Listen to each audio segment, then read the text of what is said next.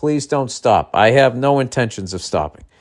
But thank you for watching it. That's really cool. All right, more nerd hate. Dear Billy Breakbad, I'd like to pile on the hate for powerful nerds. Bill Gates spends hundreds of millions of dollars a year on publicity to keep himself in good graces. I work for a tech, because they always saying like what a philanthropist he is. I work for a tech company, and anytime an EVP, executive vice president, who comes from a tech background is way more of a lizard brain than the business school background guy. What?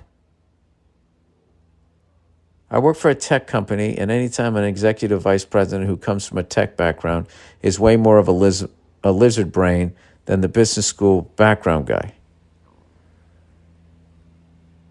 All right, I think you missed a word, or there's something going on there. I don't know. For example, business school EVP guy or gal will do everything he can to make profits by making shrewd business deals. The tech EVP guy or gal will do everything he can to push programming narratives, as in human beings are programs that they can control through additive habits, i.e. social media. Well, are they wrong? Not saying one is better than the other. Both of them talk about people like ants. But it's way more unsettling coming from the tech guy for some reason. Yeah, I understand that, because I feel like the business guy is the evil you're used to, where these guys are like, tech people and chemists. I mean, they're like fucking with the DNA of animals and our food supply and plants and all of that shit. Anyway, this one tech guy I have in mind, as I'm saying all of this, would talk about them as in everyone who didn't work at our company. And I'd be thinking like, yo, man, you're talking about everyone here like they don't have friends and family and a conscience,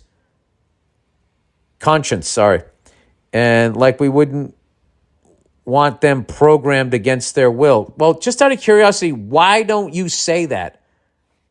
Why don't you say these things in these meetings?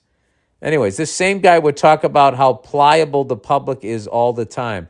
Their attention, their opinions, everything. Yeah, this guy's speaking my language. This is why I think everything's fucking rigged.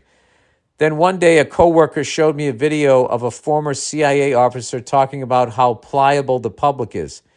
It was hard to shake that one off, so we both left work early that day to get high and see a movie. Yep, that's J. Edgar Hoover. And then when they actually discover the truth, it's so overwhelming they can't handle it.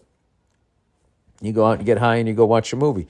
Also, you called this like 8 years ago in one of your specials, I think, or podcasts, how nerds will make all the crazy weapons. Anyways, yeah.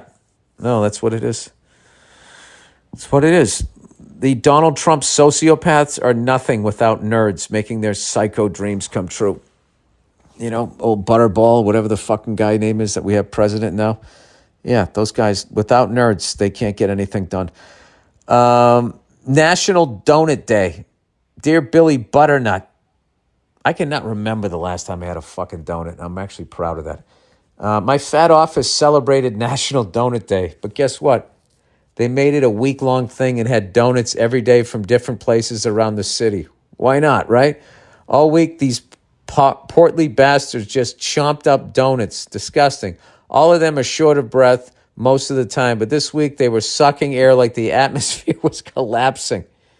Don't get me wrong, I ate at least a dozen myself, but I'm in good shape. I played soccer in college and still do on the weekends. Here's the kicker. Hey, no pun intended. When it was National Fitness Day or whatever it was called, they opened the windows and told people they could take calls outside, as if fresh air somehow equated to exercise. Jesus Christ. Love the podcast. Just got into anything better. Loving that too. Go fuck yourself. Sorry, had to take a sip of water there.